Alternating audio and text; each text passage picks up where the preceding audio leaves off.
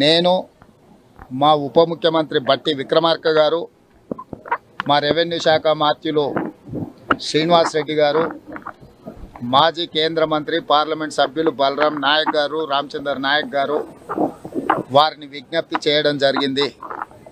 వారు మా ప్రభుత్వం తీసుకుంటున్న రైతు మేలు జరిగే నిర్ణయాలను వారు ఇంకా ప్రోత్సహించడానికి ఈరోజు మంత్రివర్గంలో రైతు రుణమాఫీ విషయంలో జరగబోతున్న నిర్ణయాలను దృష్టిలో పెట్టుకొని మాతో చేరి ఈ ప్రభుత్వంలో భాగస్వాములై రైతులకు మేలు జరగాలని ఒక నిర్ణయానికి వచ్చి వారు ఈరోజు మాకు సంపూర్ణంగా సహకరిస్తూ మాతో చేరడం జరిగింది.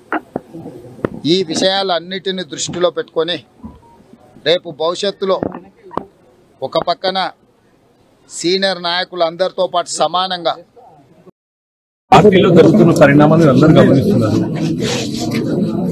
వీళ్ళ కార్యకర్తలు ముఖ్యంగా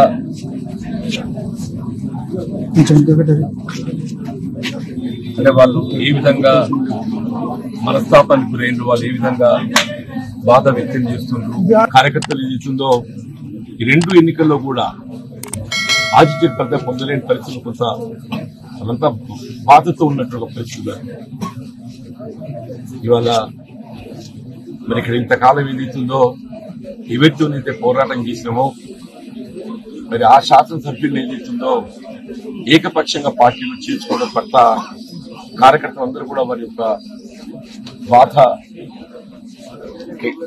వాస్తవంగా పార్టీ బలోపేతం అని ప్రధానమని చెప్పండి. అటువంటి పార్టీ బలోపేతం కొరకు అందరికీ కృషి చేసి 4 దశాబ్దాలు ఈ ప్రాంతం పార్టీ పటిష్టానికి పనిచేస్తుంది, ప్రజలకు అందుబాటులో ఉండి సమస్యల పరిష్కారానికి తోడ్పడుతున్న పరిస్థితుల్లో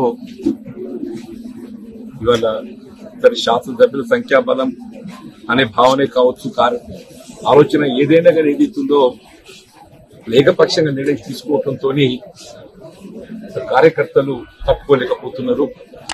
వారి యొక్క మరి ఆలోచన సూచనలు దానికి అనుగుణంగా భవిష్యత్తు కార్యక్రమాన్ని నిర్ణయం తీసుకొని జరుగుతుంది.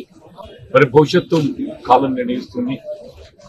భవిష్యత్తు నిర్ణయం ఏదైతుందో కాలం నిర్ణయిస్తుంది, దానికి అనుగుణంగా ముందుకు.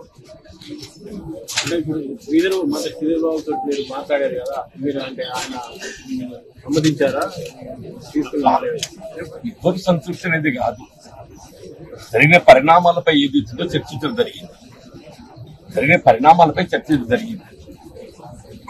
కానీ శాసనసభ్యులు అనేది సంఖ్యాపరంగా మరి ప్రభుత్వానికి అండగా ఉండాలనే భావనతోని మరి ఇతర పార్టీలకు చెందినటువంటి ఒక శాసనసభ్యులు పార్టీలు చేసుకోవాలని చెప్పని తలంచవచ్చు.